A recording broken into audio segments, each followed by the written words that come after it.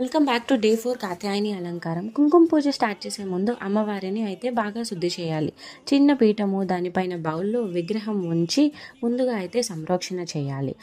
పంచామృతానికి సంబంధించిన పాలు, తేనె, నెయ్యి, పంచదారతో శుద్ధి చేసి నీట్గా తుడిచి తర్వాత వెంటనే అష్టోత్తరంతో పూజ చేసి వెంటనే కుంకుమ పూజ అయితే స్టార్ట్ చేసేసాము. అలా పూజ చేస్తున్నప్పుడు ఓం శ్రీ మాత్రే నమః అని మంత్రం జపిస్తూ ఆ అమ్మని మనసులో తలుచుకుంటూ పూజ అయితే కంప్లీట్ చేసేసాం.